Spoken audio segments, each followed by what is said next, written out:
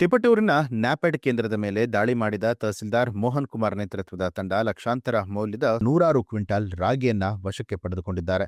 ಅಕ್ರಮ ರಾಗಿ ಸಾಗಿಸ್ತಾ ಇದ್ದಂತಹ ಖಚಿತ ಮಾಹಿತಿಯ ಮೇರೆಗೆ ದಾಳಿ ನಡೆಸಿದ ಅಧಿಕಾರಿಗಳು ಬಂಡಿಹಳ್ಳಿ ಗೇಟ್ ಬಳಿಯಲ್ಲಿ ಅಕ್ರಮವಾಗಿ ಲಾರಿಯಿಂದ ಟ್ರ್ಯಾಕ್ಟರ್ಗೆ ತುಂಬಿಸಲಾಗ್ತಾ ಇದ್ದ 100 ಕ್ವಿಂಟಾಲ್ ರಾಗಿಯನ್ನ ವಶಕ್ಕೆ ಪಡೆದುಕೊಂಡಿದ್ದಾರೆ.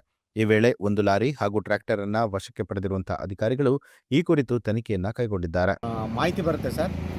ಇಲ್ಲಿ ಬಂಡಿಹಳ್ಳಿ ಗೇಟ್ ಹತ್ರ ಸುಮಾರು ಸತೀಶ್ ಬಿನ್ ಮಲ್ಲಯ್ಯ ಅಂತ ಹೇಳಿ ಯಾರೋ ಒಬ್ಬರು ಒಂದು ಲಾರಿಯಿಂದ ಸುಮಾರು ಒಂದು 120 ಚೀಲ ಏನು ರಾಗಿ ಇದೆ ಅದನ್ನು ಒಂದು ಟ್ಯಾಕ್ಟ್ರಿಗೆ ತುಂಬ ಅಂತ ಮಾಹಿತಿ ತುಂಬ್ತಾ ಇದ್ದಾರೆ ಅಂತ ಮಾಹಿತಿ ಬಂದ ತಕ್ಷಣ ನಾವು ಸ್ಥಳಕ್ಕೆ ಹೋಗ್ತೇವೆ ಸರ್. ಆ ಸ್ಥಳದಲ್ಲಿ ಮಾಹಿತಿಯನ್ನು ಕಲೆ ಹಾಕಿದಾಗ ಒಂದು ಆಂಧ್ರ ರಿಜಿಸ್ಟ್ರೇಷನ್ ಗಾಡಿ ಸರ್, ಅದರ ನಂಬರ್ ಬಂದು AP 26 PT 7313. ಅದರದ ಲಾರಿ ಡ್ರೈವರ್ ಬಂದು ಅಫ್ತಾಬ್ ಅಂತ ಹೇಳಿ, ಅವನದು ಒಂದು ಲಾರಿಯಿಂದ 120 ಚೀಲ, ಟ್ಯಾಕ್ಟ್ರು ಬಂದು ಅದು KA 44 TA 1641 ಆಲ್ಕುರ್ತಿ ಗ್ರಾಮದವನು ಅಂತ ಮಾಹಿತಿ, ಅಶೋಕ ಅಂತೇಳಿ ಆ ಟ್ಯಾಕ್ಟ್ರಿಗೆ ತುಂಬ್ತಾ ಇರ್ತಾರೆ. ಸುಮಾರು ಒಂದು 60 ಚೀಲ ರಾಗಿ ತುಂಬಿರ್ತಾರೆ. ಆ ಸಂದರ್ಭದಲ್ಲಿ ಹೋಗಿ ಕೇಳಿದಾಗ ಇದು ಸತೀಶ್ ಅವ್ರದ್ದು ಅಂತ ಹೇಳ್ತಾರೆ.